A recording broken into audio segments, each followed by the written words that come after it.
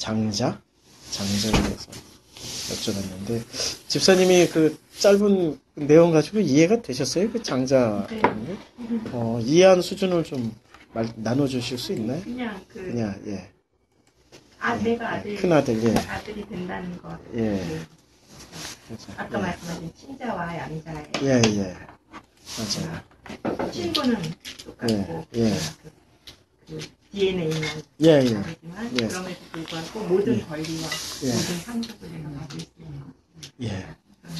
그게 제대로 잘 나는 정보를 그렇게 많이 안 드렸는데 이해를 이렇게 하신 게 너무 놀랍네. 그게 하나님의 섬김을 받으신 거죠.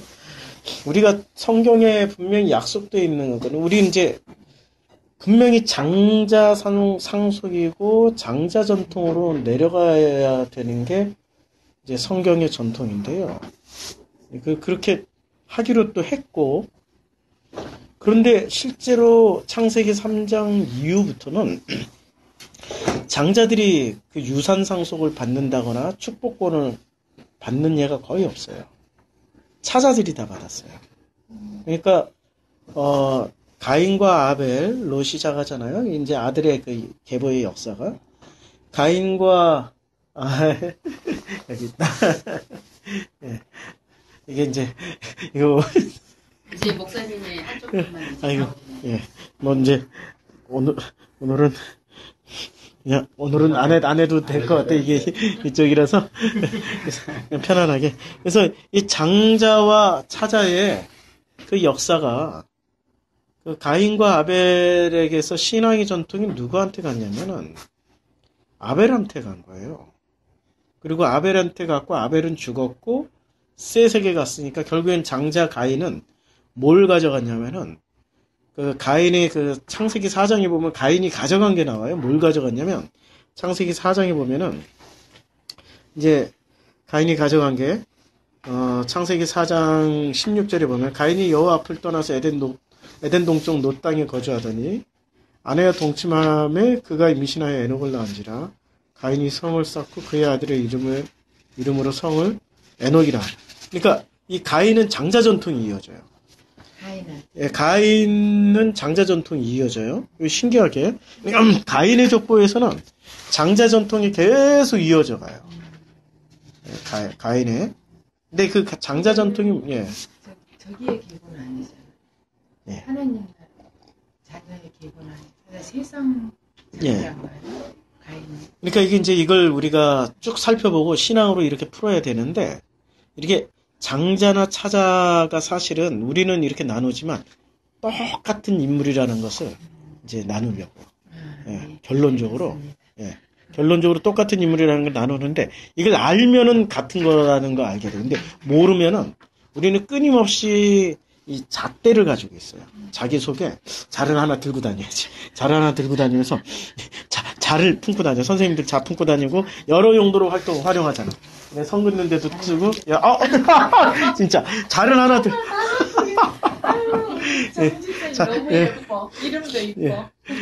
자를 하나 들고 다니면서 실판에다도 손을 긋고 뭐 이렇게도 하고 그 다음에 때리는 데도 쓰고 이 자가 아주 활용도가 되게 많습니다. 선생님들이 때리는 데도 쓰고 그 다음에 애들 뭐 이렇게 너 얼마나 컸냐고 키 재는 데도 쓰고 뭐 여러 가지 용도로 쓰잖아요. 우리 속에는 이 자가 다 하나씩 있어요. 없는 사람이 없어요. 태어나는 순간 자를 다 하나씩 가지고 태어납니다.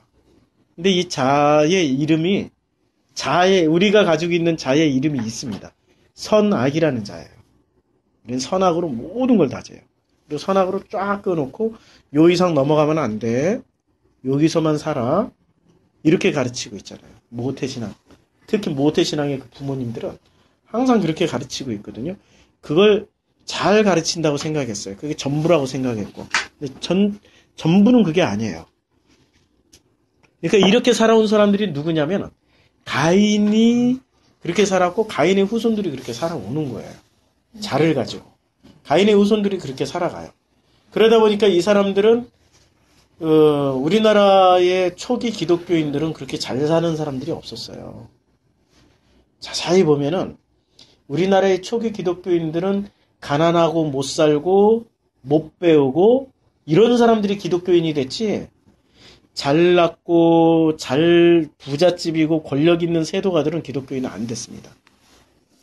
기독교인이 된다라는 거는 진짜 목숨 걸고 믿어야 되는 상황이었기 때문에, 우리나라 초창기 기독교 역사가 목숨을 걸고 믿어야 되는 역사이지, 이게 편안하게 자기의 있는 것을 누리려고 하는 사람들이 아니에요. 그러다 보니까 어떤 사람들이 믿었냐면은, 2판 4판이 믿었지. 2판 4판. 초기 기독교 역사는 2판 4판 될 대로 되라. 어차피 내가 막장 인생인데. 이런 사람들이 신앙생활을 했어요. 천주교와는 달라요. 우리 개신교하고 천주교는 어떤 역사입니까? 천주교는 어떤 역사로 기독교가 들어갔냐면은, 천주교는 학문으로 들어갔어요. 그때 당시에 1800년도니까, 1700년, 1800년도니까, 그때 영조, 정조, 고시대잖아요? 영조, 정조, 맞죠? 심집사님 맞죠? 예, 우리 역사, 예, 제가 너무 편해. 제가 왜냐면 숫자를 잘 못 외우거든요. 제가 진짜, 그 전에 숫자 진짜 잘 외웠어요. 전화번호 한번 딱 들으면 다 외우고, 뭐 어떤 숫자든지 보면은 통으로 외워버리니까. 근데 요새는 그런 능력들이 다 상실돼가지고 너무 감사해. 예. 철도고등학교가 공부 잘해야 간다고. 그럼요. 힘주고 말씀하시고. 아, 예. 그래서, 머리가 좋으시구나. 그 철도고등학교가 처음 들어봤어요. 아, 예. 간증에서. 그래서 머리가 좋으시구나. 그럼, 머릿결이 좋은 편이에요. 머릿결도 좋으세요. 그래서, 이제, 숫자 같은 걸 못 외우니까 확인을 해야 돼. 왜냐면 이게, 숫자가 틀리면 사람의 신뢰감이 떨어져요. 자꾸 이런 게 잘못된 게 누적돼서 나오면. 그런데 저는 늘 틀립니다. 저는 늘 틀려요. 근데 복음은 정확하게 갑니다. 왜냐하면 세상적인 지식은 언제든지 변할 수 있는 거니까. 근데 이게 그 잣대를 가지고 있는 사람들이 있었어요. 근데 이 잣대를 가진 사람들은 이제 그 천주교에서 처음에 기독교 들어올 때는 그분들이 누구였냐면은 이 땅의 조선왕조 말기이기 때문에 개혁을 원하시는 분들이었어요. 실학파라고 그러죠. 개혁을 원하시는 분들. 진짜 이 나라와 이 민족이 더 잘 살고 더 부강하기를 원하는 분들이 있었어요. 그런데 그때 조선은 유교 사회였잖아요. 근데 유교라는 게 우리가 알고 있는 고리타분한 유교도 있고 세상은 모든 게 두 개야. 아주 급진적인 유교도 있거든요. 그 해석에 따라서. 근데 이분들이 급진적인 유교로 이렇게 유교를 재해석했던 그런 분들이셨어요. 근데 유교를 가지고 유교를 해석해서 보수적인 유교 그 학자들에게 설득을 해 들어가려고 그러니까 이분들은 몇백 년이 쌓인 그 보수의 가문의 전통을 내려오신 분들이니까 깰 수가 없어. 그리고 이 나라와 국가를 그걸로 이렇게 바꿀 수가 없어요. 그러니까 이분들이 어떻게 했냐면 성경을 그때 중국에서 넘어온 한문 성경을 읽게 된 거예요. 근데 그 성경을 읽으니까 너무 놀라운 내용들이 들어가요. 성경대로라면은 이 나라가 확 바뀔 것 같아. 그분들이. 그래서 그때 당시에 천주교로 개종했던 대표적인 사람들이 누구였습니까? 정약용, 정약전, 대표적인, 예. 그러네. 대표적인 그야말로 실학자라고 하지만은 아주 개혁적인 유교 학자들이었거든요, 이분들이. 그걸 들여오면서 그 성경을 바탕으로 해서 사고 구조를 다시 세팅을 한 거예요. 그러니까 천주교는 어떻게 들어왔냐면 학자들 중심으로 세대가를 중심으로 해서 들어왔어요. 그런데 들어오게 된 가장 큰 이제 공통점, 뭐든지 자기식으로 보니까 그분들은 이 나라와 이 민족을 위한 어떤 최선의 대안을 찾은 거죠, 성경에서. 그러니까 종교를 먼저 들어온 게 아니라 그분들은 성경을 읽고 성경에 있는 핵심 가치관을 찾아내신 거예요. 그러니까 그분들이 우리 천주교가 처음 들어왔을 때는 종교도 아니고 뭐로 들어왔냐면은 이 한국을 아니 조선 사회를 바꿀 수 있는 이데올로기로 들어온 거죠. 객관적으로 차갑게 얘기하면 이데올로기로 들어온 거예요. 그런데 그렇게 들어왔어도 그 안에 복음이 함께, 참 놀라운 일이에요. 그러니까 그 수많은 사람들이 천주교가 피를 많이 흘렸지 개신교는 그 위에 거의 피를 안 흘렸어요. 뭐 흘리긴 흘렸는데 천주교에 비하면 세 발의 피죠. 천주교에 그렇게 피 흘리면서 그분들이 닦아놓은 그 터전에 개신교가 들어왔어요. 근데 개신교는 천주교하고 다르게 이제 선교사들이 들어와서 이제 개신교가 전해진 거예요. 천주교는 선교사가 들어와서 한 게 아니에요. 자생적인 종교 형태로 일어났던 거고, 개신교는 들어와서 선교사들이 들어와서 이렇게 그 성경을 가르쳤는데, 들어올 때 개신교는 이 신분이 높은 사람들로부터 들어온 게 아니라 낮은 신분부터 들어왔어요. 제가 선교를 해보니까 알아. 아프리카 선교를 하면 있잖아요. 선교사들이 제일 먼저 가서 부잣집, 고관, 대작들에게 복음 안 전합니다. 그냥 가난하고 못 사는 사람들 이렇게 밥 먹이고 도와주고 하다가 그분들이 중심이 돼서 교회가 세워지고 이렇게 시작하는 거거든요. 이승만. 예. 그 사람 예. 일찍 복음을.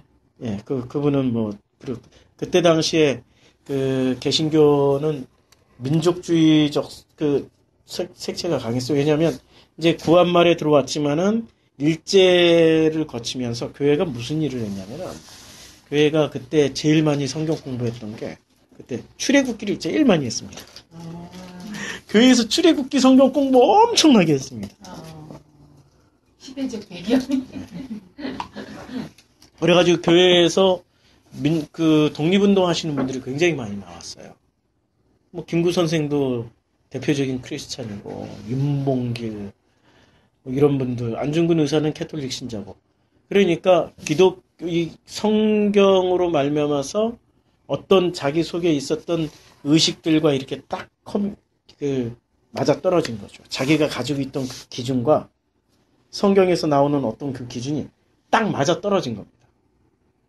그게 이제 우리나라 초기 기독교의 전래 과정인데, 이 초기 기독교인들이 이제 천주교 빼고 개신교에 들어왔던 분들이 처음에는 낮고 천한 사람들 속에서 이렇게 대중적으로 그걸 뭐라고 그래야 되나? 서민적으로 광범위하게 이렇게 이제 확산되기 시작한 거예요.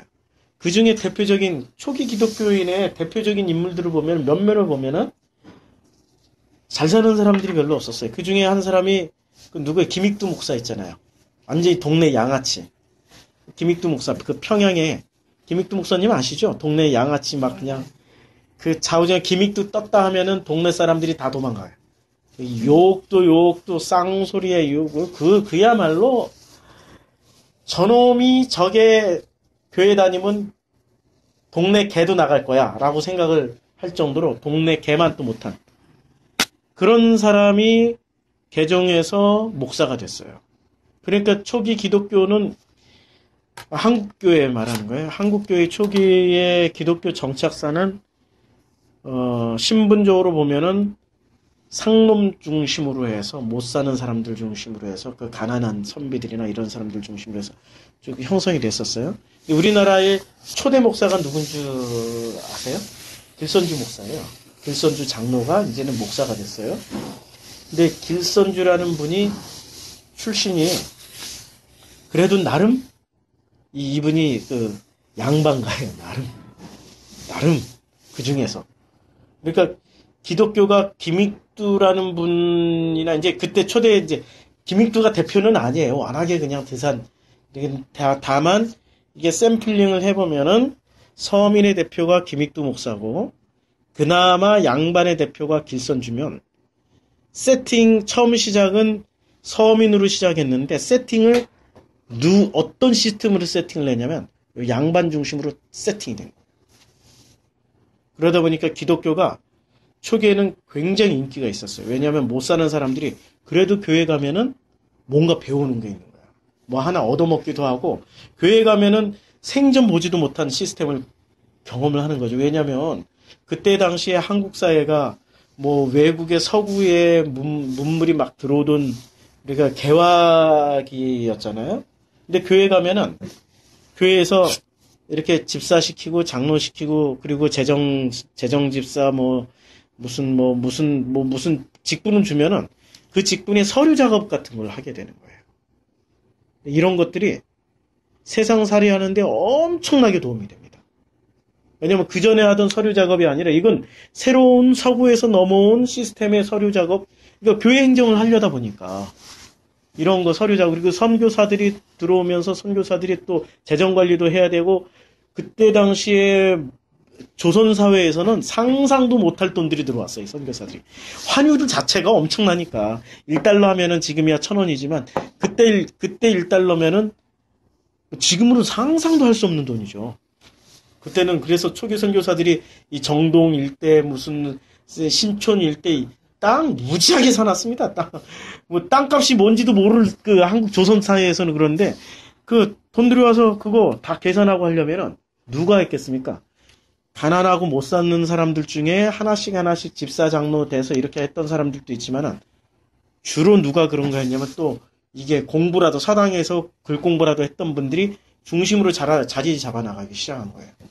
그래서 이게 기독교가 그러면서 그 시스템으로 가면서 그 1970년대까지는 되게 가난한 사람들이 쭉 면면을 이어왔어요. 그러니까 아주 부자들이 믿었거나 뭐 이런 사람들이 아니었어요. 근데 되게 이제 그 1970년대를 기준으로 해서 대체적으로 가난한 사람들이 그 기독교의 명맥을 유지하고 있었어요.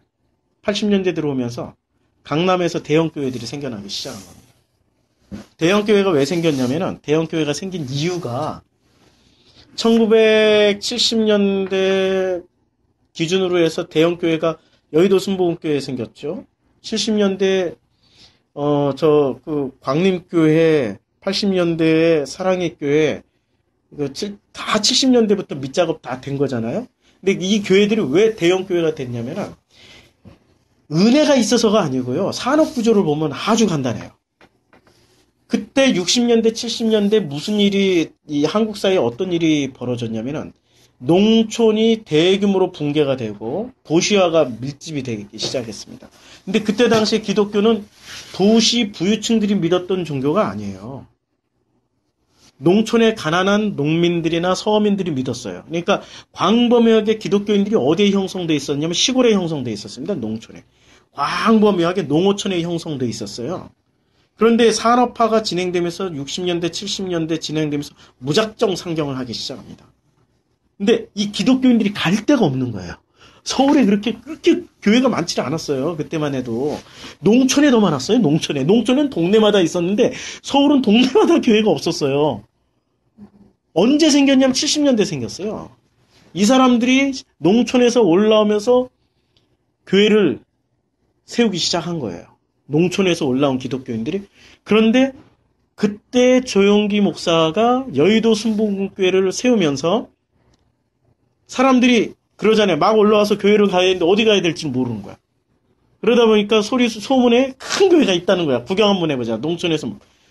거기 가니까 구역장 시켜줘. 무슨 이걸 완장을 막 채워주니까 농촌에서 올라오신 분들이 완장 차고 그리고 막 먹고 살아야 되는 어떤 네트워크를 만들어야 되는데 완장 하나 차니까 자기 밑에 사람도 생기고 구역장 하나. 얼마나 대단합니까? 순복음교회 구역장 하나 되면은 웬만한 교회 목사보다 낫다고 막 계속 교육시키고 하니까.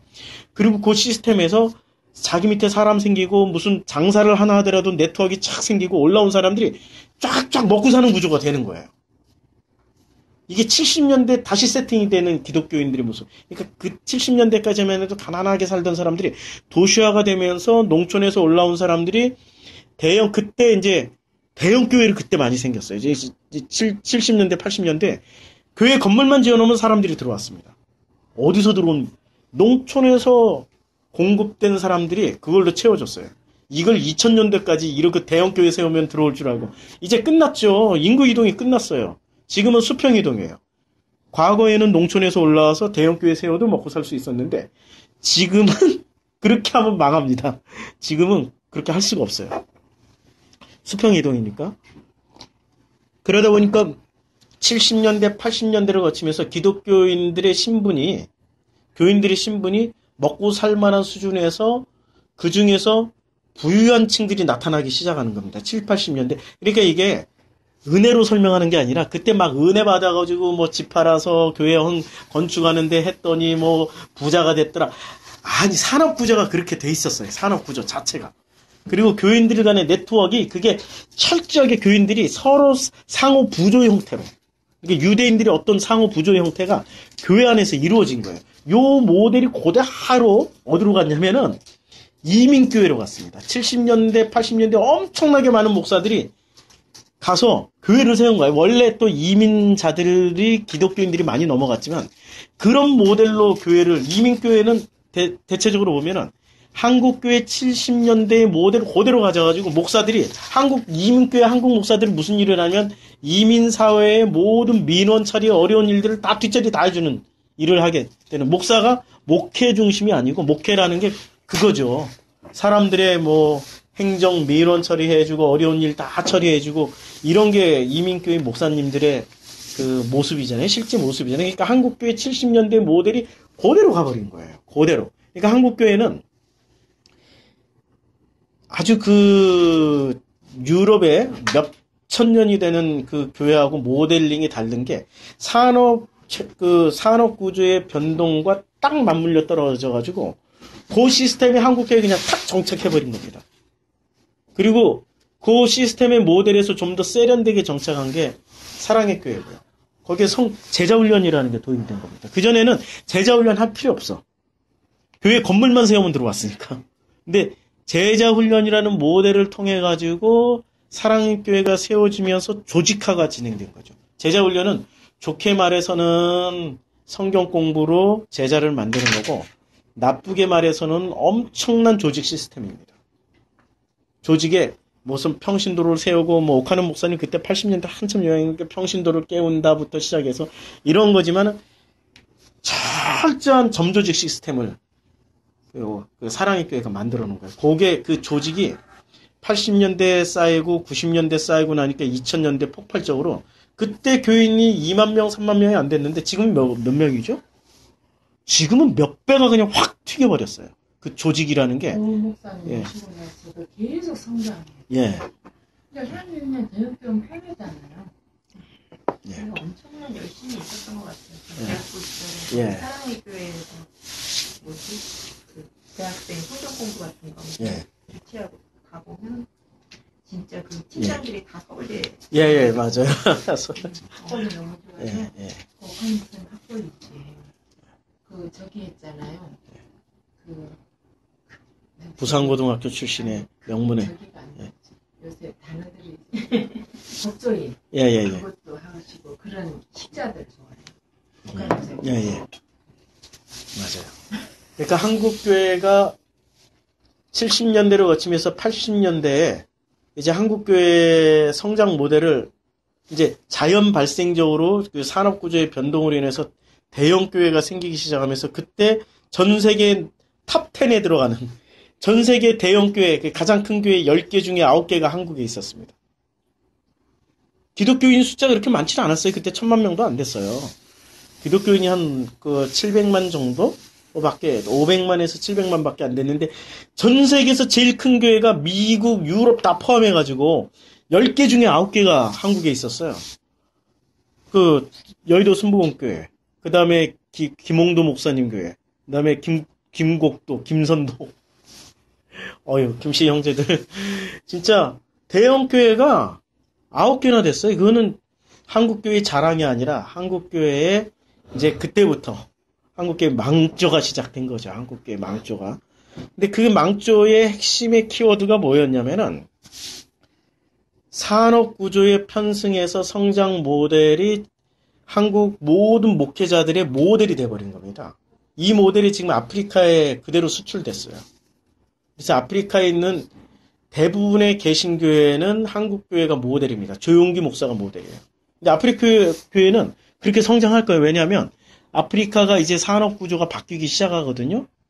산업구조가 바뀌기 시작하면서 도시화, 이미 오래전부터 도시화가 됐어. 유럽식의 어떤 400년 전부터 한국 사회는 상상도 우리는 조선시대에 조선시대에 활 쏘고 말 타고 달릴 때 그 사람들 아프리카 대부분 주요 도시는 총 쏘고 대포 날라다니고 진짜 아주 선진물, 유럽 문물들이 다 들어갔어요.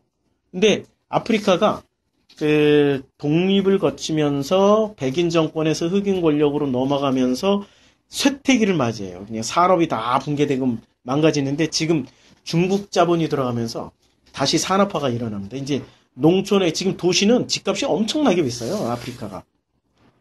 집값 한국 저리 가랍니다. 집은 안 짓고 사람들은 계속 도시로 유입되고 근데 여기에 교회만 지으면 교회가 그냥 성장해버려요. 그러니까 한국 교회의 70년대 모델을 그대로 수용할 수밖에 없어요. 그래서 아프리카는 지금 메시지가 딱 두 개예요. 축복.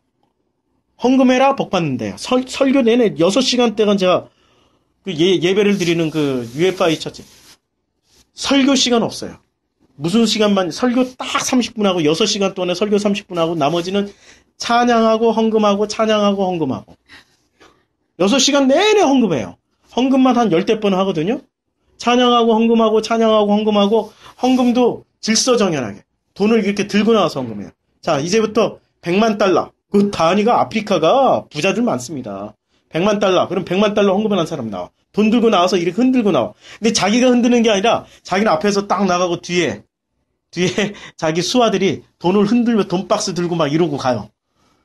아프리카 그렇게 헌금하는데 100만 달러, 10만 달러, 1만 달러, 뭐 1000달러, 그 다음에 100달러 이하는 안 불러. 100달러까지는 불러요. 100달러까지는 이렇게 해서 한 바퀴 다 그러니까 단위가 100만 달러부터 내려오니까 열 몇 번 해야 돼요. 열 몇 번은 아프리카 교회가 지금 이렇게 하고 있어요.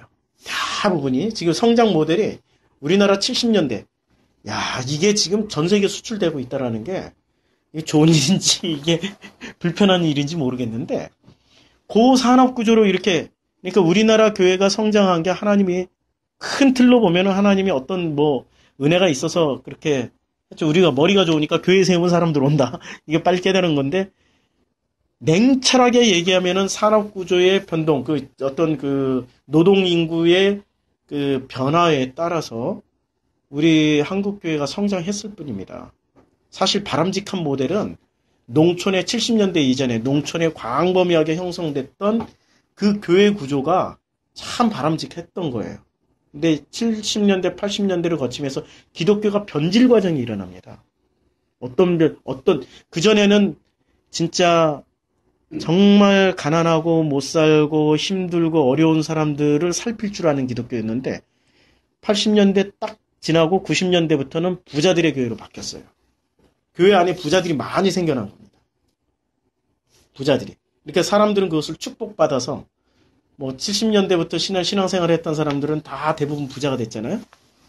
그 교회가 서로 상부상조 시스템이 잘 돼 있기 때문에 그래서 그걸 축복받았다고 하는데 그게 또 모토가 돼버린 겁니다. 교회는 그런 게 모델이 아니에요. 우리는 어느 순간 그런 모델을 가져버린 거예요. 그러면서 90년대, 2000년대 들어오면서 이게 급속도로 부자들의 교회로 바뀌어버린 거예요. 복음은 상실해버리고 뭐만 남았냐면 종교만 남은 거예요. 사실 70년대까지는 복음의 원형들이 있었어요. 한국교회. 초창기부터 70년대까지는 복음의 원형들이 있었어요. 그래서 70년대 그 이전에 신앙생활 하시는 분들은 순수하게 뭔가 갈급한 것들이 있었어요. 그 이전에 채워지던 것들이 있었거든요. 근데 80년대, 90년대, 2000년도 들어오면서 이게 다 사라져버리니까 못 찾는 거야.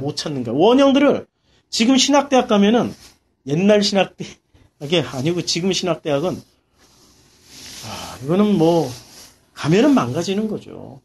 뭐부터 배우냐면 당회장에게 복종하는 법부터 배우고 다 그런 거.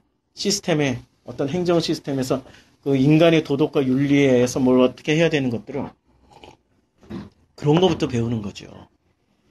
그러니까 지금 기존의 틀을 유지하는 법부터 배우는 겁니다.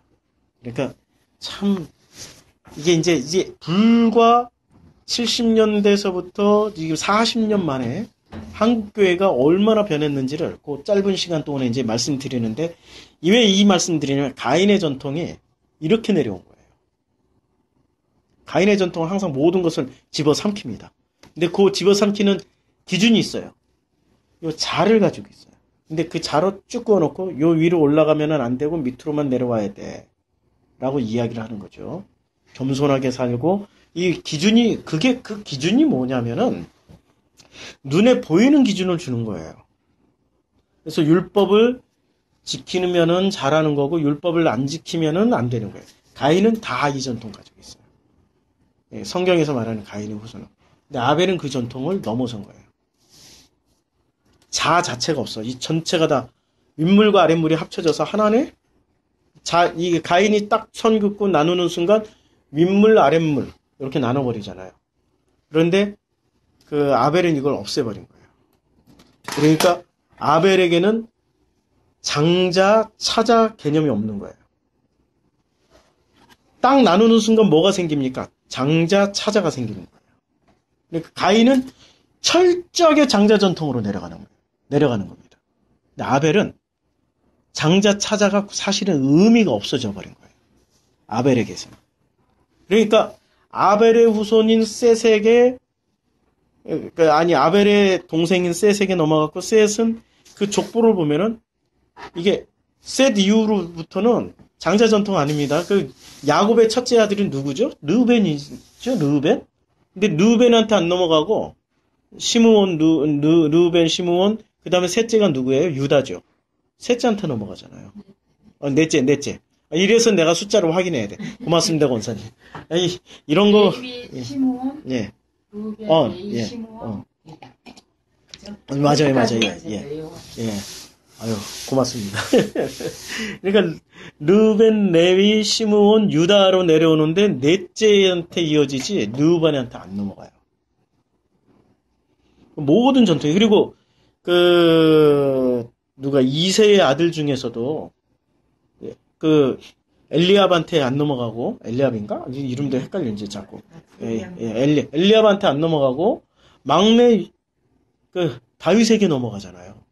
그러니까, 이 자가 있는 데는 철저하게 장자로 넘겨주고, 선을 딱 꺼서 윗물, 아랫물 하는 데는 철저하게 장자로 넘어가고, 요걸 자를 딱 빼면은 위아래가 구분이 없어. 똑같다라는 얘기예요. 장자나 차자나 똑같다라는 게 하나님 보시기에는. 그런데 하나님 보시기엔 똑같은데 우리 인간은 그것을 꼭 나눠야 돼. 맏아들과 둘째 아들 얘기하면은 둘째 아들은 둘째 아들이고 맏아들은 맏아들이야. 이러는데 둘째가 맞이고 맞이 둘째예요. 둘째가 맞이고 맞이 둘째예요. 우리는 그 사고방식을 못 벗어나는 거예요. 그래서 영적으로 우리 믿는 자들 영적 장자권 가진 거죠. 예. 근데 성경에서 장자라고 하면은 누구를 얘기하냐면은 성경에서 장자는 이제 진짜 속뜻으로 말하는 장자는 하나님의 친자예요. 근데 친자의 이름이 두 개가 있어요. 예수와 그리스도가 있어요. 친자 이름이 예수와 그리스도가 있는데 그리스도는 당신의 형상이에요. 말씀 자체야, 이분은. 그러니까 하나님이 당신을 어떻게 표현하셨냐면 하나님의 형상을 표현하는 방식이 두 개가 있었는데 하나는 말씀으로 이게 내 형상은 말씀이야 라고 표현을 해주셨고 그리고 이 말씀이 육신이 되신 예수로 또 표현을 해주셨어요. 육신으로는 예수고 그러니까 본질은 말씀이에요. 형태상으로는 예수예요. 그러니까 말씀의 또 다른 이름이 그리스도잖아요. 그러니까 하나님은 그리스도와 예수라는 그 두 형태로 우리에게 보여주셨어요. 그리스도는 오직 하나님만 돼요. 예수는 육신으로 오셨잖아요. 육신으로 오신 분이시잖아요. 그러니까 육신으로 온 사람들에게 희망이 있는 거죠. 우리가 희망이 있는 거예요. 우리가 너 아들 이제 주님이 겉옷을 입혀주시잖아요. 겉옷. 속옷에는 이름표 안 달아요. 겉옷에 이름표 달지. 속옷에는 이름표 안 달잖아요. 이렇게 보이는 겉옷에 이름표 달잖아요. 어디서든지. 이름표들을 달잖아요. 그 이름표에 양자가 된다라는 이런 거예요. 본질은 내가 정성필이지만 너는 이제 양자야 하는 순간 이름표를 뭐로 달아줘요? 예수라고 달아줘요. 속은 정성필이지만 이름이 예수. 그 옷을 입혀주는 순간 나는 예수 옷 입고 예수의 신분으로 살아가서 아버지 앞에 딱 섰을 때 그게 이제 두 아들의 비밀이죠. 두 아들의 비교잖아요. 에서와 야곱. 근데 야곱이 에서의 옷을 입고 가잖아요. 에서의 털을 입고 가잖아요. 그러니까 아버지가 이삭이 알아듣잖아. 너 목소리는 야곱인데 만져보니까 에서네. 그리고 내가 축복을 밀어줄게. 그리고 차자한테 축복을 밀어주잖아요. 장자한테 안 밀어주고. 그러니까 그게 우리 모습이에요. 내 이름은 정성필이지만 이렇게 만져보니까 너 옷을 보니까 예수의 옷이네. 그래서 너는 이제 내 아들 예수야 하고 양자로 삼아주시는 거죠. 요게 요 과정이 그래서 우리는 만약에 장자를 하나님이 철저하게 이렇게 자루 긋듯이 딱 구분했으면 우리는 구원받을 수 있나요? 절대 구원받을 수가 없어요.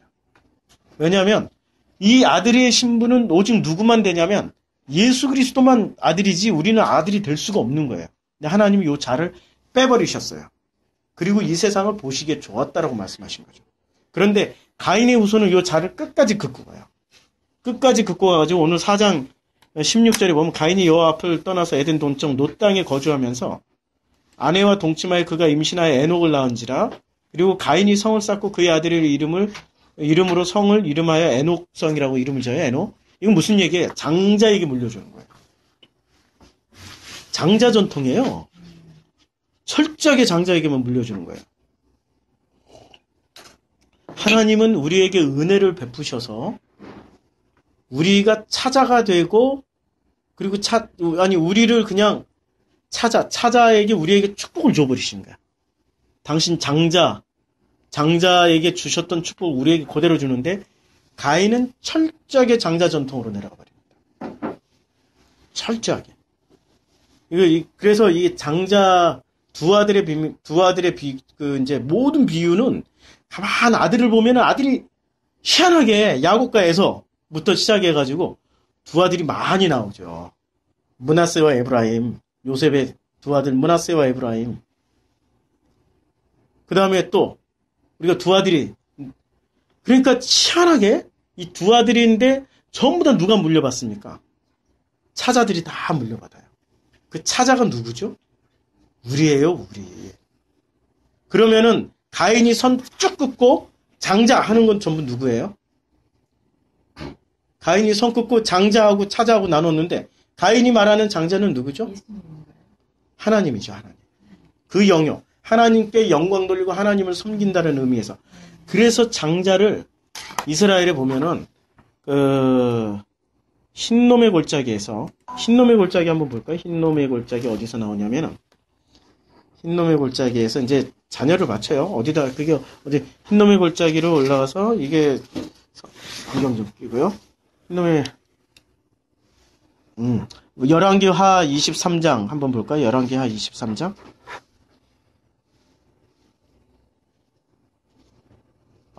열왕기 23장 10절 열왕기하 23장 10절에 보면 어떻게 나와 있냐면 왕이 또 흰놈의 아들 골짜기에 도벳을 더럽게 하여 어떤 사람은도 몰록에게 드리기 위해 자기 자녀를 불로 지나가지 못하게 하고 유다 이제 이게 무슨 얘기냐면 자기 자녀들을 바쳤다라는 얘기입니다. 흰놈의 골짜기에서 자기 자녀들을 제물로 바쳐버렸어요. 이게 예레미야 7장 31절 한번 보시겠어요? 예레미야 7장 31절에 보면 흰놈의 아들 골짜기 이게 아들이 또 붙어요. 이제는 아들들을 많이 주는 거죠. 흰놈의 아들 골짜기에 도벳 사당을 건축하고 그들의 자녀들을 불에 살랐나니 이게 제물로 바쳤다라는 얘기예요. 실제로도 역사적으로도 제물로 바쳤고 이걸 제물로 바친 거는 뭐냐면 하나님의 것이라고 생각을 한 거예요. 하나님의 것. 하나님의 것이라 장자는 몽땅 다 하나님의 것이라고 그러니까 장자를 뭐로 생각하는 거예요? 장자는 내게 아니고 하나님 것. 그러니까 그들의 이 가인의 후손들은 어떻게 생각하냐면 선 쭉 긋고 장자는 하나님 것. 철저하게 구분했어요. 하나님의 영역이라고 생각해버린 거예요. 장자는. 그러니까 우리가 자녀들 많이 바치잖아요. 이제는 죽이면 안 되니까 주의 종으로 많이 바치잖아요. 네. 특히 장남들은 이게 누구 전통입니까? 가인의 전통이에요. 이게 우리가 계속 그 짓을 하고 있는 거예요. 그리고 무엇을 위해서? 70년대, 80년대의 그 축복을 계속 이어가기 위해서. 그때 받았던, 그때 한국교회 성장과 이게 자연 발생수 사회 구조의 변화에 따라 기독교가 빠르게 대처한 것 뿐이지, 몇몇 뛰어난 어떤 그 진짜 예민한 사람들에 의해서 기도 많이 하면은 그런 방법이 보인다니까, 진짜. 기도 많이 하면. 진짜로 기도 많이 하면은 그런 방법이 보이는 게 아니라 복음이 보이는 건데, 그분들은 그런 교회 성장의 모델을 찾아서 그걸로 계속해서 이제 장자 전통으로 계속 이끌어가려고. 출애굽할 때 무슨 양을 잡죠? 출애굽 10장에 어린 양을 잡는데, 자, 한번 이제 어린 양 규정이 있어요. 어린 양 규정이 있는데, 어린 양, 자, 11장 5절. 출애굽 11장 5절. 제가 11장 5절 한번 쭉 한번 읽어보시고요. 그래서 지금 11장 5절부터 보면, 애굽 땅에 있는 모든 처음 난 것은 왕위에 앉아 있는 바로의 장자로부터 맷돌 뒤에 있는 몸뚱이 장자 모든 가축이 처음 난 것까지 죽으리니라고 얘기했죠. 장자는 반드시 죽어야 됩니다. 죽여야 됩니다. 죽여야, 장자가 죽어야 광야로 넘어가요. 출애굽을 합니다. 그래서 십자가에서 죽으신 그분이 장자세요, 그분이. 그리고 우리를 지금 뭐로 세우는 거예요? 우리 차자를? 장자로 세우시겠다는 얘기예요. 아, 얼마나 정말 눈물 없이는 우리가, 이게 복음입니다, 이게. 이게 사랑이에요. 당신의 장자 자리를 죽여버리시고, 우리를 아무것도 아닌 이 차자를 세우시겠다는 말씀입니다. 이게 하나님의 사랑이세요, 이게. 그래서 장자가 다 죽은 사람들은 어떤 결과가 일어나냐면 11장 6절에 애굽 온 땅에 전무후무한 큰 부르짖음이 있으리라. 진짜 막 통곡과 울부짖음이 있는 거죠, 장자. 그러면 장자 죽었다고 이렇게 통곡과 울부짖음이 있나? 아까 흰놈의 골장에선 지들이 장자를 다 갖다 바쳤는데? 무슨 죽음이 있기 때문에 이런 거예요? 자기네들이 믿고 있었던 그 하나님들이 다 죽어버린 거예요. 가짜의 하늘들이 다. 내 자식 죽은 게 더 슬픕니까? 아니면 내가 만들었던 하늘이 다 무너진 게 더 슬픕니까? 잘 생각해 보세요. 하늘이 무너지는 게 더 슬퍼요. 그렇죠. 예. 자식 때문에 이혼 모든 거예요. 예. 너무 솔직하게 말씀하시니까 감사하면서도, 예. 와, 정말 하나님의 은혜가 있으니까 이렇게 함께 편안하게 나누는 거지. 예. 자식 때문에 인정머리. 이게 정말 자기의 하늘들이 찢어지니까 이런 부르짖음이 있는 거죠. 교회 가서 왜 이렇게 큰 소리로 막 기도를 하겠습니까? 꼭 교회 가서 기도하는 모습 아니에요, 이게 11장 6절에. 자기의 하늘들이 찢어지지 않기 위해서, 좀 더 그 하늘들을 튼튼하게 만들기 위해서 미리미리 부르짖고 있잖아요, 미리미리. 하나님 언젠가 반드시 찢는다니까, 사랑하는 사람. 11장 7절에 그러나 이스라엘 자손에게는 사람에게나 짐승에게나 개 한 마리라도 그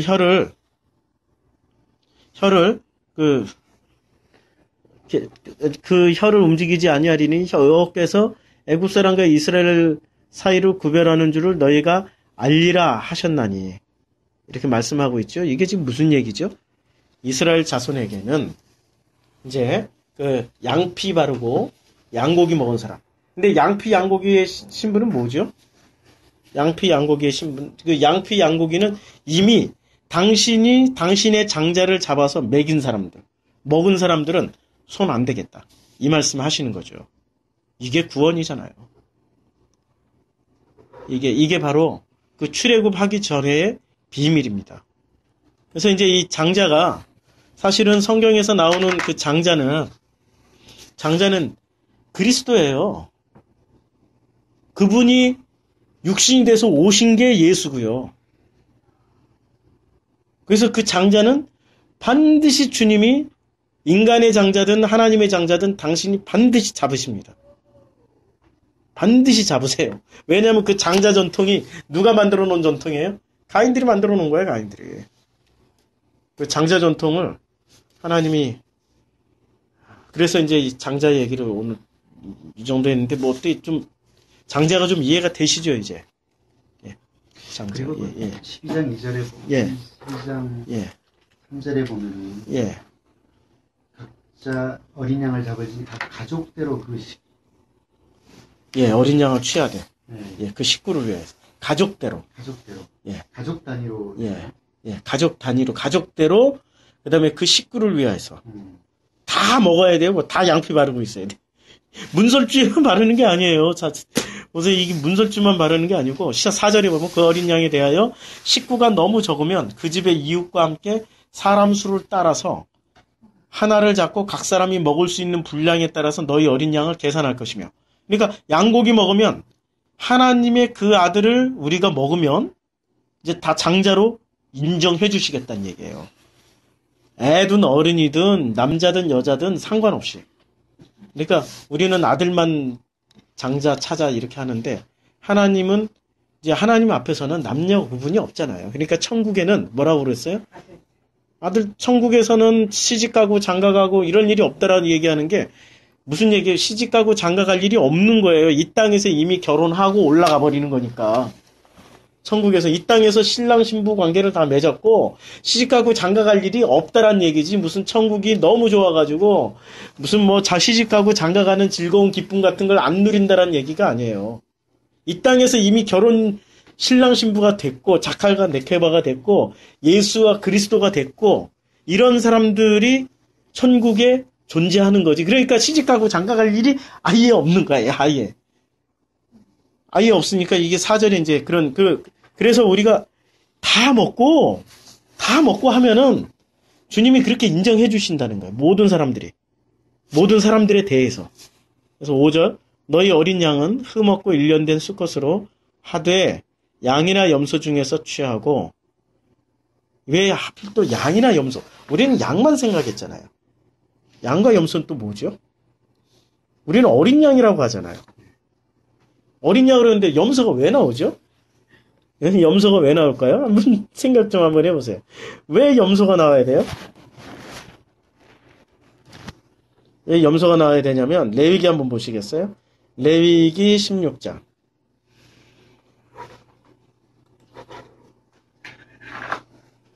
레위기 16장을 보면은 이제 16장 자 몇 절부터 나오냐면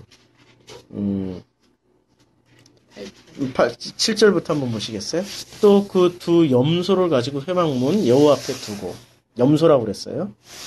이제 두 염소입니다. 여기도 두 마리예요. 잘 보셔야 돼요. 여기도 두 마리예요. 두 염소를 위하여 제비를 뽑되 한 제비는 여호와를 위해서 뽑고 한 제비는 아사셀을 위하여 할 자지. 아사셀이 뭔지는 몰라요 지금. 근데 한 제비는 두 마리 중에 하나는 여호와를 위해서, 두 마리 중에 하나는 아사셀을 위해서 하는 거예요. 근데 여호와는 알겠지만 아사셀이 뭔지는 몰라요. 이제 더 읽어보면 이제 아사셀 나옵니다. 두 염소를 위해서 제비를 뽑되 한 제비는 여호와를 위하고 한 제비는 아사셀을 위해서 할지며. 9절 아론은 여호와를 위하여 제비 뽑은 염소를 속죄제로 드리고.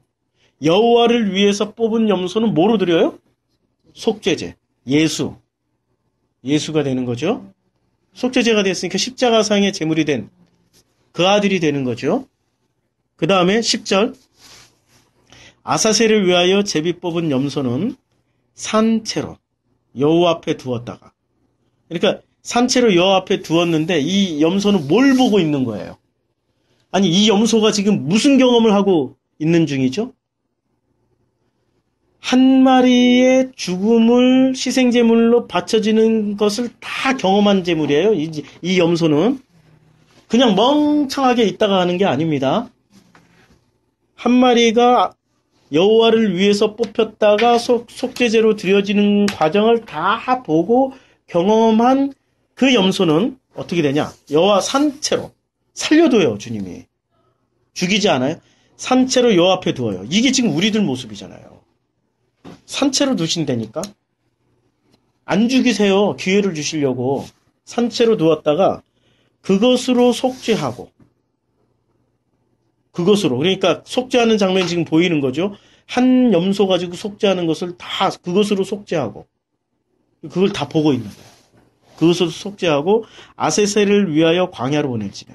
아사셀이 누군지를 몰라. 근데 아사셀을 위해서 광야로 보내버려요. 자, 광야로 보내요. 광야. 네. 출애굽에서 광야. 네. 예, 출애굽에서 광야로 보내는 거예요. 이게 지금 누구예요? 나죠, 나. 이게 내 모습이에요.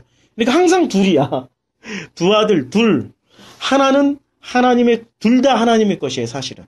그런데 그 하나님의 것을 스스로 당신이 당신을 잡아서 제물이 되어서 당신이 모든 희생제, 속건제, 속죄제가 돼서 죽어서 죽는 모습을 요 한 이 염소 한 마리가 보고 광야로 가서 그 의미를 기억은 기록이 아니고 해석이라고 그랬죠. 자기가 봤던 그 기록을 제대로 해석하게 된 염소는 알게 되는 거예요. 아사셀을 위해서. 그 아사셀이 누굽니까? 학자들마다 분분해요. 이 아사셀 해석이. 간단해. 아사셀이 나예요. 나. 아주 그냥 간단하게. 문맥상 보면은 간단하게. 뭐 학자들 아사셀 이것만 해도 박사학위 논문 수십 편입니다. 수십 편. 전부 다 하나님은 누구를 위해서 성경을 썼어요? 나. 전부 나를 위해서 쓴 거예요. 그게 하나님의 사랑이에요. 자, 이제 염소 해결됐죠. 출애굽 12장에 나오는 다시 출애굽 12장에서 그리고 아니 또 다시 한번 볼게요. 창세기 이 염소 두 마리가 또 나오는데 어디서 나오냐면은 염소 두 마리가 야곱이 이삭한테 축복받는 게 몇 장이 나오죠? 야곱이 창세기에 야곱이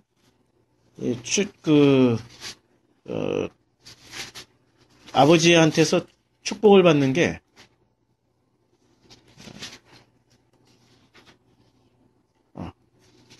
자, 여기 23장이 나오나요? 축복이? 어디서 나오지? 내가 지금 창세기. 아유. 에서하고 야곱. 예, 에서하고 야곱이 어디서 나오나? 28장. 고맙습니다. 이거는 결혼할 때고요. 그거 요리한 거 먹고. 예, 요리한 거 먹고. 27장. 27장 26절. 여기 보면은 어떻게 나옵니까? 자, 사냥한 고기를 먹고 내 마음의 것 축복하리라 하는데 잘 읽어보시면 몇 절에 나오냐면 오새향치 하늘 이게 쭉 한번 읽어볼게요. 그냥 26절에 그의 아버지 이삭이 그에게 내 아들아 가까이 와서 내게 입맞추라. 27절 그가 가까이 가서 그에게 입맞추니 아버지가 아니네. 여기 그 전부터 보면은 내가 뒤에서 찾아서 안 나왔다. 자, 여기서 이제 리브가가 요리를 해줘요. 리브가가 요리를 해주는데 뭐로 요리를 해주냐면 27장 9절에 염소떼에 가서 거기서 좋은 염소 새끼 2마리. 딱 2마리죠. 놀랍게도 아까 레위기의 16장에 나오는 염소 2마리. 여기도 염소 2마리예요. 염소 새끼 2마리를 4개로. 하나리면 되는데 무슨 상징적인 의미가 있는 거죠? 그렇죠. 지금 레위기에서 말하는 한 마리의 속죄제와 여호와께 바치는 것과 아세셀을 위해서 광야로 보내는 염소 2마리를 지금 상징하고 있는 거죠. 아니 이삭이 얼마나 배꾸리가 크면은 2마리를 다 먹겠어요. 염소 한 마리도 못 먹어요. 사실 염소 뒷다리 하나만 먹어도 배 터져요. 2마리를 잡아서 요리를 한다라는 거는 실제로 먹겠다는 얘기가 아니고 실제로 뭐 이렇게 2마리 중에서 맛있는 부위만 해가지고 1인분을 만들었을런지는 모르겠지만은 역사적 사실이야. 팩트는 있어요. 근데 상징으로 2마리를 취한 거예요. 성경은 놀랍도록 이렇게 아구가 탁 맞아 떨어져요. 2마리를 4개로 가져오면 내가 그것으로 내 아버지를 위하여 그가 즐기시는 별미를 그것으로 하나는 누구를 위해서 별미를 만들어요? 아버지를 위해서. 아버지를 위해서. 그러니까 여호와 2마리 중에 1마리는 뭐였어요? 여호와를 위해서 제비 뽑아서 놔두고 1마리는 아사셀을 위해서 놔두고 아사셀은 그걸 철저하게 다 봐야 되는 거예요. 염소의 염소의 죽음부터 다 보고 그게 어떻게 불에 태워져서 어떻게 제물이 되는 것을 다 봐야 돼. 그게 두 염소의 운명이에요. 그래서 그것을 아버지를 위해서 별미를 만들어요. 그리고 그 별미를 먹은 아버지는 어떻게 돼요? 눈이 가려져. 잘 보세요.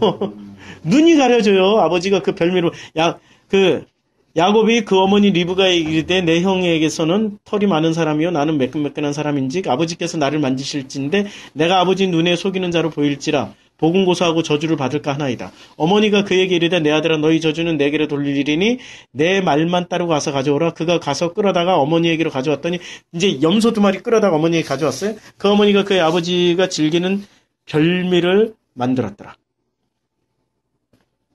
별미를 만들고 이 별미를 먹은 아버지가 목소리를 알아들어요. 18절에 보면 야곱아 아버지에게 나가서 내 아버지하고 부르니 이르되 내가 여기 있노라. 내 아들아 내가 누구냐. 19절 야곱이 아버지에게 대답하되 나는 아버지의 맏아들 에서로소이다. 속이잖아요. 아버지께서 내게 명하신 대로 내가 하였사오니 원하건대 일어나 앉아서 내가 사냥한 고기가 아니라 염소죠. 염소예요. 지금 사슴도 아니고 염소예요. 아니 이삭이 사슴하고 염소하고 구분을 못하겠어요. 염소고기하고 사슴고기하고 완전히 다른데. 그런데 이게 지금 상징이에요. 먹고 속아주는 거예요. 양고기 먹고 아버지가 자기 아들 잡아먹고 속아 넘어가 주시는 거라니까 지금 하나님 아버지가. 내 아들은 내가 누구냐. 20절 이삭이 그의 아들에게 이르되 이삭이 내 아들아 내가 어떻게 이같이 속히 잡았느냐. 에서도 사냥에 뛰어난 달인인데 이렇게 빨리 잡아올 줄은 모르는 거죠. 의심하고 있는 거야. 벌써 이거 속히 잡아왔느냐. 여기서부터 의심 시작해가지고 또 어떻게 시작하냐. 그가 이르되 아버지 하나님 여호와께서 나로 순조롭게 만나게 하셨습니다. 이것도 거짓말. 이삭이 야곱에게 이르되 내 아들아 가까이 오라. 내가 과연 내 아들 에서인지 아닌지 내가 너를 만져보려 하노라. 야곱이 그 아버지 이삭에 가까이 가니 이삭이 만지며 이르되 음성은 야곱의 음성이나 손은 에서의 손이더라. 그의 손이 형 에서의 손과 같이 털이 있으므로 분별하지 못하고 축복하였더라. 근데 23절에 있는 이제 여기 분명히 에서가 아니라는 걸 이삭은 알았어요. 이렇게 빨리 잡아올 수는 없다. 목소리가 다르다. 그런데 염소고기 먹고 눈이 가려진 거예요. 십자가상에서 아들 죽음으로 주님은 눈을 이렇게 아들을 통해서 오는 사람들은 눈을 가려버리세요. 그게 은혜 아니고서는 어떻게 이게 이루어지겠어요. 그분은 이 잣대를 가인 족속이 가지고 있는 자보다 더 무서운 자를 가지고 계신 분입니다. 세상 질서, 온 우주의 질서를 만드신 분인데 질서 자체가 이 잣대 아니에요. 기준을 가지고 있는 분이죠. 그 어미하신 그 무섭도록 정확하신 그 잣대를 주님이 이거 빼버리세요. 그래서 장자와 차자의 구분을 없애버리세요. 당신이. 이게 하나님의 은혜입니다. 그리고 23절에 있는 이 털이 무슨 털인지 한번 보시겠어요? 무슨 털이냐면 이제 털을 이제 거기서 좋은 염소 2마리를 가져오고 16절에 또 염소 새끼 가죽을 그의 손과 목에 매끈매끈한 우리는 양털로 했다고 그랬죠? 염소털이에요. 염소털이. 그래서 레위기에서 아사셀 얘기를 하는 거예요. 레위기에서. 그리고 아까 출애굽기에서 이제 출애굽기 12장 다시 이제 돌아오면 출애굽기 12장에서 그 염소 얘기를 하는 거죠. 12장 5절 너희 어린 양은 흠없고 1년 된 수컷으로 하되 양이나 염소 중에서 취하라. 그러니까 어린 양의 정체는 양이나 염소예요. 양만 한 게 아니었어요. 양이나 염소. 그리고 이것도 왜 하필 또 양이나 염소라고 그랬을까요? 장자 차자. 구분 안 하시겠다는 거야. 양도 괜찮고 염소도 괜찮다는 얘기예요. 우리는 기준이 분명하게 들어와 있어. 장자는 장자고 차자는 차자예요. 양은 양이고 염소는 염소야. 주님은 구분 안 하시겠다고 수없이 많은 장치들을 이렇게 두셨어요. 네, 그러면 양하고 염소를 구분하잖아요. 이렇게 오른손에 양. 예, 예. 우리 그게 또 입력이 딱 머릿속에 예. 염소하면 어쩐지 예. 안 이제 좋을 못된 정도야. 심통 쪽 막 이렇게 심통 부리고 뿔로 들이받고 양은 이런 걸로만 생각하는 신하고 은혜. 예. 그게 머릿속에 각이네. 자, 그래서 이제 5절에 잘 보면은 어린 양은 흠없고 일련된 수컷으로 하되 양이나 염소 중에서 취하면 돼요. 양도 괜찮고 염소도 괜찮아요. 그런데 6절부터 양이나 염소 중에서 선택이 됐어요. 그러니까 어느 집은 양을 잡고 어느 집은 염소를 잡아요. 그런데 염소를 잡은 집도 6절부터는 뭐로 쳐주냐면 이달 열날 날까지 간직할 때 해질 때 이스라엘 회중이 그 양을 잡고 다 양으로 이제 통일시켜버려요. 7절에 그 피를 양을 먹을 집 좌우 문설주 임방에 바르고 양으로 다 통일시켜버려요. 이게 은혜 아닌가요, 이게? 이거 은혜로밖에 설명이 안 돼요, 지금. 이것 자체가 은혜입니다. 우리는 염소과죠, 염소과. 그런데 양이나 염소 중에 좌우중에 한 마리를 딱 선택했어요. 그럼 그다음부터 양이라고 그래요. 우리는 완전히 영으로 만들고 언제 염소나 양이 오늘 처음 발견. 예. 그러니까 우리가 사실은 염소였는데 하나님이 너는 내 아들이야. 너는 이제부터 양자의 영을 받았어. 무소하는 종의 영을 받은 게 아니라 너는 내 아들 양자의 영을 받아서 너는 나를 아바 아버지라 부를 수 있다라고 했으니까 이 다음부터 나는 염소였는데 신분이 뭐가 되는 겁니까? 양이 되는 거예요. 나는 차자였는데 신분이 뭐가 되는 거죠? 장자가 되는 거예요. 근데 이 장자들을 사람들은 어떻게 해요? 흰농 골짜기에서 불태워 죽여버린다니까. 이게 종교예요. 종교는 이래서 무서워. 종교는 자기들이 그 장자의 신분으로 가기 위해서 장자를 죽여야 돼. 자기네들이 죽여. 하나님이 죽이셨는데. 지들이 죽여, 지들이. 아, 이게 바로 종교입니다. 자기네들이 죽이고 무슨 얘기를 하냐면 우리가 하나님을 섬긴다라고 얘기를 해요. 근데 실제로 하나님은 당신이 잡아버리세요. 13장. 여기 출애굽기 13장. 여호와께서 모세에게 일러 이르시되 이스라엘 자손 중에서 사람이나 짐승을 막론하고 태어서 처음 난 모든 것은 다 거룩히 구별하여 내게 돌리라. 그 첫 것은 전부 누구 거예요? 하나님의 거. 하나님의 것은 전부 하나님이에요. 그냥 하나님 거야. 하나님만이 권한이 있는 거예요. 하나님만이 첫 것을 쓸 권한이 있는 거야. 근데 그 권한을 누가 쓰고 있었어요? 가인이 에녹 성지 도시를 건설하고 에녹 성 이렇게 지어버렸다니까요. 그리고 그 첫 것을 누가 그 사람들이 흰농골짜기에서 죽여버린다니까. 첫 것을. 근데 하나님만이 지금 손댈 수 있는 거야. 하나님만이. 그래서 이스라엘 자손 중에 사람이나 짐승을 막론하고 태에서 처음 난 모든 것은 다 거룩히 구별해 내게 돌리라. 이는 내 것이라. 3절. 모세가 백성에게 이르되 너희는 애굽 곧 종되었던 집에서 나온 그날을 종. 이제 우리가 아까 그 로마서 8장 15절 읽었죠?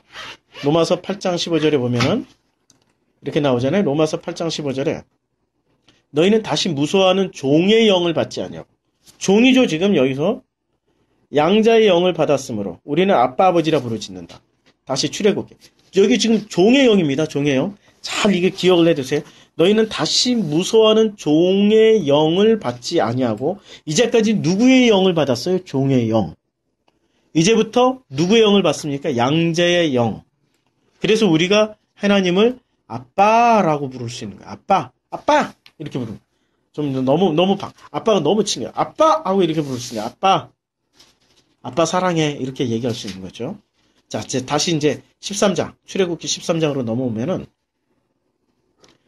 13장 3절에 모세가 백성에게 이르되 너희는 애굽 곧 종되었던 집에서 나온 그날을. 이게 로마서 8장 15절 말씀 아닙니까? 누구로 인해서 종되었던 집에서 나오게 되는 겁니까? 염소. 근데 그 염소를 주님이 뭐라고 그래요? 양이라고 불러줘요, 이제. 그 염소를 양이라고 불러주고 그 염소 되었던 집에서 나온 그날을 기념하여 유교병을 먹지 마라. 여호와께서 그 손의 권능으로 너희를 그곳에서 인도해 내셨음이라. 이렇게 인도를 해내세요. 이게 6월절의 핵심 내용 중에 핵심 내용입니다. 그래서 13장 12절 장자 너는 태에서 처음 난 모든 것과 내게 있는 가축의 태에서 처음 난 것을 다 구별하여 여호와께 돌리라. 숫것은 여호와의 것이니라. 모든 첫 것은 이제 12절 13절 모든 첫 것은 다 이제는 누구예요? 하나님의 것이라고 주님이 이렇게 선을 딱 그어버려요. 12장 13장 이 출애굽기 12, 13장은 장자를 철저하게 하나님의 것이라고 하는데 가인은 장자를 철저하게 누구 것이라고 그래요? 내 것이니까 내가 물려줘요. 그런데 내가 물려주기도 하지만 그 장자들을 흰 농골짜기에서 죽이기도 해요. 왜 이런 일이 발생하는 거죠? 그 장자를 내 것이지만 자기의 목적으로 이용하는 내 것이에요. 그러니까 살리기도 하고 죽이기도 하고 물려주기도 하고 흰 농골짜기에 가서 불에 태워버리기도 하고 이런 일을 저지르는 거죠. 그리고 그 모든 첫째 건 누구 것이라고 그래서 하나님 것을 지들 마음대로 해야지. 가인 족속들은 하나님 것을 지들 마음대로 하고 있는 거예요. 이게 지금 장자 전통이 우리가 그래서 헷갈리는 거야. 이 두 아들 비유를 얘기하면 늘 헷갈려. 왜냐면 우리 머릿속에 너무 강하게 그게 박혀 있는 거예요. 이 서열 순서가 박혀 있어요. 하나님 그 서열을 무너뜨렸다니까요. 서열 자체를. 둘째가 첫째 되고 첫째가 둘째 되게 만드시고 처음 된 게 나중 되고 나중 된 게 처음 거예요. 처음 첫째 아들이 둘째 아들 되고 둘째 아들이 첫째 아들 되고 이렇게 하시는 거잖아요. 처음 된 게 나중 되고 나중 된 게 둘째 처음 되게 하는 것이 그런 시스템으로 주님이 다 만들어 놓으셨어요. 참 성경 놀랍죠. 이게 하나님의 은혜입니다. 그런데요. 레위기 27장 26절을 봤더니 예. 잠깐만요. 소까지도 포함해서 예. 소나 양은 여호와의 것이다. 첫 것이 누구든지 그것으로는 성별하여 드리지 못할 것이다. 여호와의 거니까. 예. 20 몇 장 몇 절이요? 27장 26절. 27장 26절. 27장 26절. 아니 26절부터 오직 가축 중에 처음 난 것은 여호와께 드릴 첫 것이니라. 소나 양은 여호와의 것이니 누구든지 그것으로는 성별하여 드리지 못할 것이며. 드리면 안 돼. 첫 것은. 하나님 거니까. 만일 부정한 짐승이면 내가 정한 값에 그 5분의 1을 더하여 물을 것이요. 만일 물으지 않으면 내가 정한 값대로 팔지라. 어떤 사람이 자기 소유 중에서 오직 여호와께 온전히 바친 모든 것은 사람이든 가축이든지 기업에 바치든 팔지도 못하고 무르지도 못하나니 바친 것은 다 여호와께 지극히 거룩하며 온전히 바쳐진 그 사람은 다시 무르지 못하니 반드시 죽일지니라. 그리고 나서 30절에 나옵니다. 그리고 그 땅의 10분의 1 곧 그 땅의 곡식이나 나무 열매는 그 10분의 1은 여호와 것이니 여호와의 성물이라. 31절 또 만일 어떤 사람이 그의 11조를 물으려면 그것에 5분의 1을 더할 것이요. 모든 소나 양의 11조는 목자의 지팡이 아래로 통과하는 것의 10번째 것마다 여호와의 성물이 되리라. 지금 11조로 싹 넘어갔죠. 장자 전통 얘기하면서 장자는 하나님만 손댈 수 있는 거예요. 그런데 누가 손대고 있어요?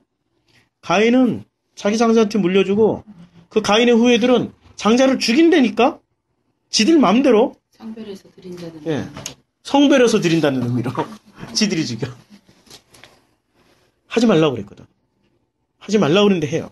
그리고 그 하지 말라고 그러고 주님이 또 대안까지 주십니다. 어떤 대안을 주시냐면 11조라는 대안을 주세요.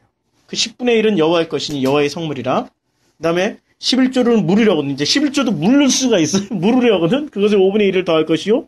모든 소나 양의 11조는 목자의 그 11조는 이제 11조로 대신할 수 있다라고 그래요. 근데 11조는 누구를 얘기하는 겁니까? 그렇죠. 예수님, 진짜 하나님의 성별한 당신의 장자 예수. 그걸로 대신한다라고 얘기를 하잖아요, 지금. 성경에 어디 있어요, 이게. 전부 예수 얘기만 하는 거예요. 예수와 그리스도 얘기하는 거예요. 예수와 내 얘기만 하는 거야. 성경은. 예수로 바치면 돼. 예수로 바치는데 그 11조는 어떤 상태의 11조냐면 32절에 모든 소나 양의 11조는 목자의 지팡이 아래로 통과하는 것의 10번째 것마다 여호와의 성물이. 목자의 지팡이 아래로 통과하는 것. 아니 목자의 지팡이 아래면은 목자가 소보다 커야지 이렇게 지팡이를 들고 소보다 커야지 이렇게 지팡이 들고 이렇게 뭐 해야 되는 거 아니에요? 아니면 이렇게 들고 이렇게 지팡이 들고 있으면 요 밑으로 통과하는 것에 이게 무슨 얘기일까요? 이게 지팡이 아래로 간다는 게. 여호와는 나의 목자시니 시편 23편에 내게 부족함이 없으리로다. 그가 나를 푸른 초장에 누이시며 실만한 물가로 인도하시는도다. 라고 나오는 시편 23편 한번 볼까요? 시편 23편에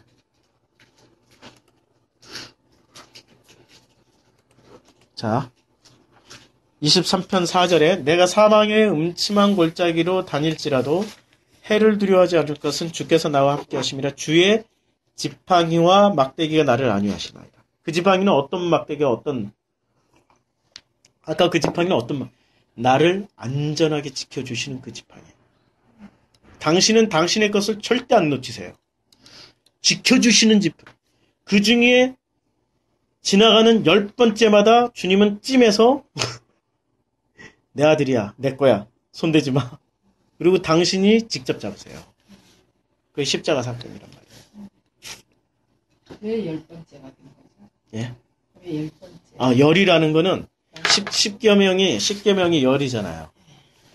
열을 아까 그 5분의 1이라고 그랬죠. 5? 그래 10계명을 2개로 나누면 하나님의 것 5거와 인간의 것 5이 나눠져요. 여기 5분의 1을 더하라고 그랬잖아요.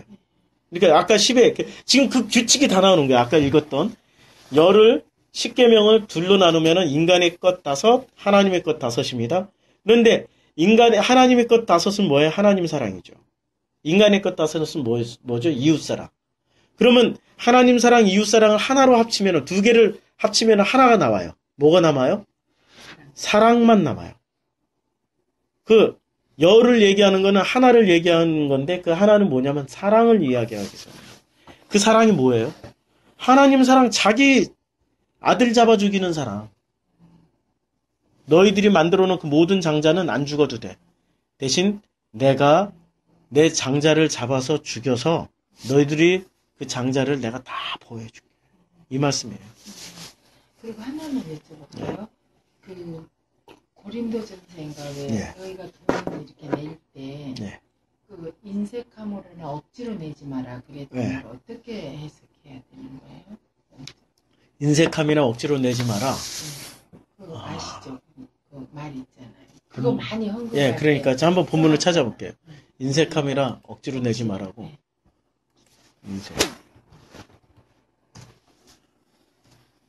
고린도후서 9장에 나오는 말씀이래요. 제가 한번 고린도후서 9장을 보면서 고린도후서 9장 이게 이제 그 9장 1절에서 성도를 섬기는 일에 대한 내가 너희에게 쓸 필요가 없나니 이는 내가 너희 원함을 알미라. 내가 너희를 위해 마게도니아 인들에게 아가야에서는 1년 전부터 준비하였다는 것을 자랑하였는데 과연 너희 열심히 펑 많은 사람들을 분발하게 했느니라. 그러니까 너희 열심히 펑 많은 사람들에게 분발을 해요. 사람들이 열심은 경쟁심을 불러일으키죠. 9장 3절 그런데 이 형제들을 보낸 것은 이 일에 너희를 위한 우리의 자랑이 헛되지 않고 내가 말한 것 같이 준비하게 하려 함이라. 그러니까 이게 지금 고린도 교회에 보내는 편지죠. 고린도 교회에 문제가 없으면 편지를 안 보냅니다. 문제가 있을 때 편지를 보내는 거예요. 어떤 문제가 있었을까요? 이 열심을 내는 게 문제예요. 지금 열심을 내는 게 누가 열심을 냈더니 그것이 경쟁심이 유발돼가지고 더 열심히 하는 거야, 지금. 더 열심히 하는 거예요. 그래서 그래서 형제를 보냈어요. 이 일에 너희를 위한 우리의 자랑이 헛되지 않고 내가 말한 것 같이, 이제 그 열심을 내려놓고 바울이 말한 것 같이 준비하게 하기 위해서. 4절, 혹 마게도니아인들이 나와 함께 가서 너희가 준비하지 아니한 것을 보면 너희는 고사하고 우리가 이 믿던 것에 부끄러움을 당할까 두려워하노라. 비교하는 거예요. 이제 그들이 열심을 내고 했던 것과 바울이 열심히 뭔지를 가르쳐 주는 것을 비교하면은 부끄러움을 이제 당한다라는 얘기죠. 마게도니아인들이 나와 함께 가서 너희가 준비하지 아니한 것을 보면 너희가 준비하지 아니한 것이 뭐예요? 마게도니아 교회를 위한 편지가 있습니까? 없죠. 그럼 마게도니아 교회는 바울이 가르친 대로 잘 나갔던 거죠. 그러니까 무엇을 비교하는 거야? 고린도 교회와 마게도니아 교회를 지금 비교하는 거예요.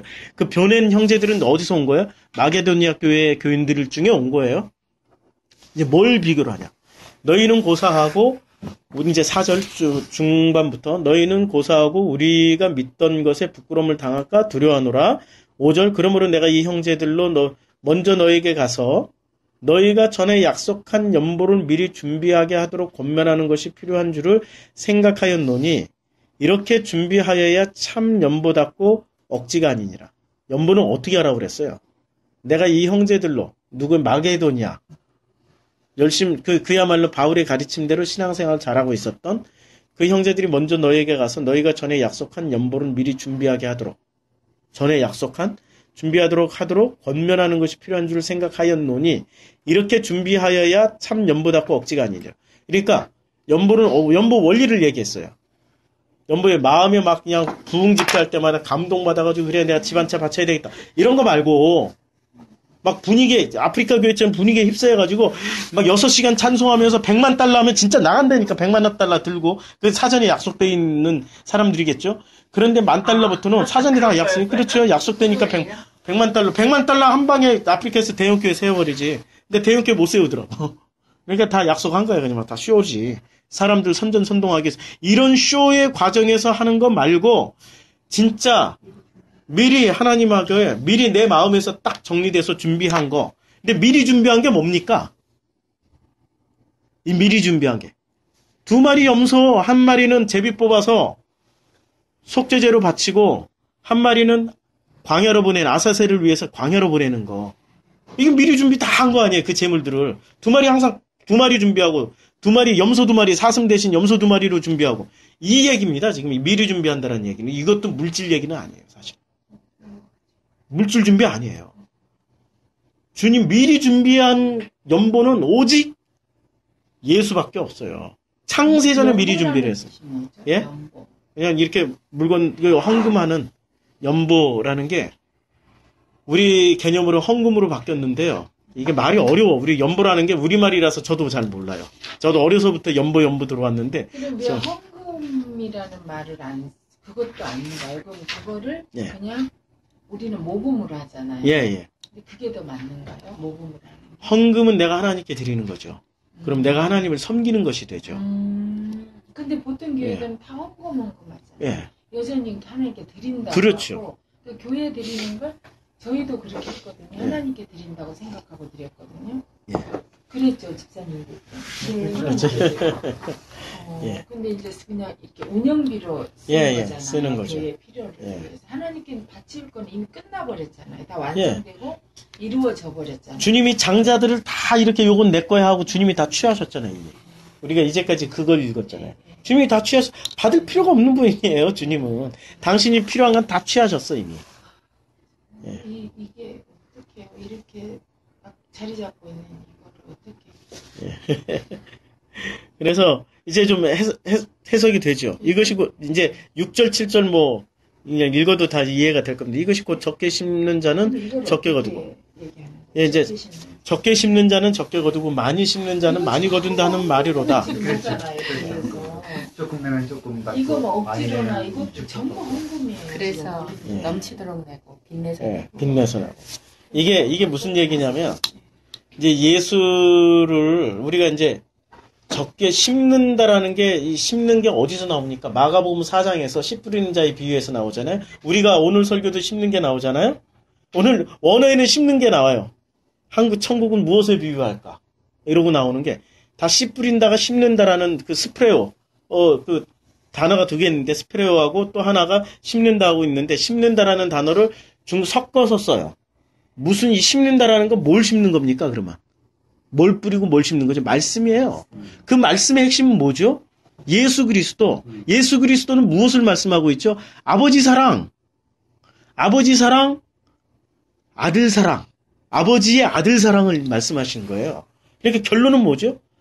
적게 심는 자는 적게 거두고 그 사랑, 그 말씀을 적게 심은 자는 적게 거두고 그 말씀을 많이 심는 자는 많이 거둔다는 말씀이에요. 그 말씀은 오직 하나만 얘기하고 있죠.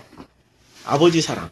9장 10절 고린도. 9장 10절에 심는 자에겐 씨와 먹을 양식을 주시리니 먹을 양식은 뭡니까? 말씀.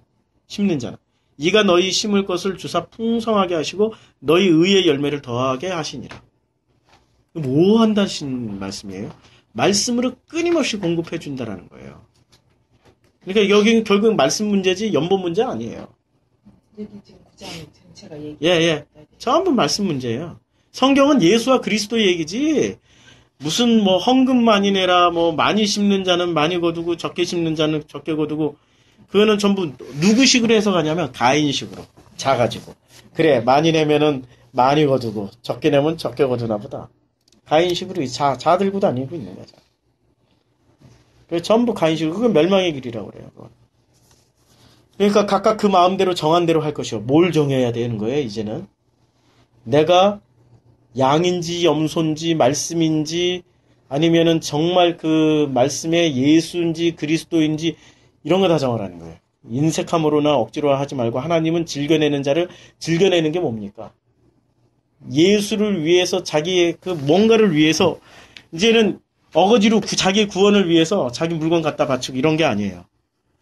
정말 그 하나님 사랑을 알았으면은 그 속에 인색함이 있을 수 있습니까? 그 말씀을 받고 그 말씀이 나오는데 말씀이 나오는데 인색함으로 이건 지금 물질 아닙니다. 말씀이 나오는데 인색함으로 나오는 게 있어요. 인색함으로. 그걸 뭘 인색함이라고 그러죠? 인색함이? 예. 그것도 재는 거죠. 뭐 나한테 해가 되나. 그렇죠. 따져봐주고. 예, 맞아요. 예. 그 말씀을 인색함으로 내는 거예요. 근데 그 인색함이 바리새인들에게 주님이 뭐라고 그랬어요? 바리새인들을 말할 때 누가복음에서 돈을 사랑하는 자들. 근데 바리새인들이 돈을 사랑하는 사람들이었습니까? 아니에요. 바리새인들은 돈 안 사랑했어요. 하나님만 사랑했어요.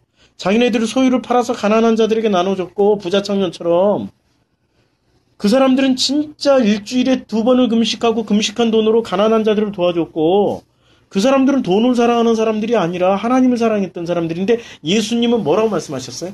돈을 사랑하는 자, 인색하는 자라고 그랬어요. 인색하는 자. 그럼 뭐가 인색함이야? 인색함이라는 게 지금 집사님 말씀하신 것처럼 자기 계산으로 말을 할 거 말까 이렇게 이게 재는 사람이 인색함이고 또 하나는 뭐냐면은 자기 목적을 두고 하나님을 섬기는 자들을 인색한 자라고 그래요. 자기 목적을 두고 하나님을 섬기는 자들. 바리새인들이 그랬잖아요. 하나님께 영광 돌리고 신앙심 무지하게 좋은 것처럼 보이죠. 목적이 있었어요. 그 목적이 뭐예요? 그 목적이 주님이 뭐라고 그랬어요? 선생되기를 즐겨하는 자들이에요. 선생되고 싶은 거예요. 선생제. 가르치는 자리에 서고 싶어하는 목적이 있는 거예요. 그걸로 다 챙겨서 엄청난 분량의 그 의를 챙겨놓고 그걸로 선생의 자리에 서서 그걸 풀어서 가르치는 거예요. 하나님의 것이 어디에 있어요, 그 사람들? 그걸 인색함이라고 해요. 그걸 돕고, 겉으로 보기에는 겉뜻으로 보면 얼마나 잘 돕고, 잘 도와주고, 얼마나 훌륭한 인격으로 좋은 행동을 하고 있어요. 그걸 인색함이라고 그러고, 그걸 억지로 한다라고 그러는 거예요. 은혜가 들어가면, 말씀이 있으면은, 하나님이, 아니, 하지 말라고 그래도 하게 됩니다. 당연히 하게 됩니다. 하지 말지니 하나님은 즐겨내는 자를 사랑하시는 거예요. 즐겨내는 사람은 어떤 사람이 즐겨내는 사람입니까? 그 말씀이 있어서 그 말씀을 말하는 사람들입니다. 즐겨내는 거예요. 근데 우리는 너무 그냥 겉뜻으로만 성경을 봐가지고